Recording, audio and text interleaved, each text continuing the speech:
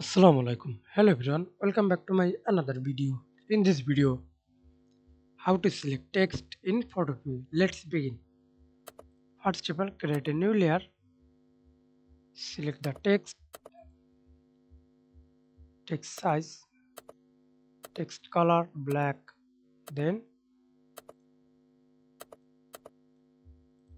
click anywhere and type any text. Then click and draw it. Again, double click the text layer and select text.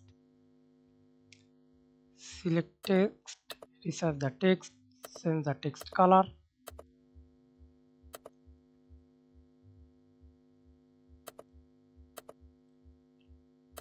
Layer mask, click the text, right click and see this select pixels. Thanks for watching video. Please subscribe to my channel, like, comment, share.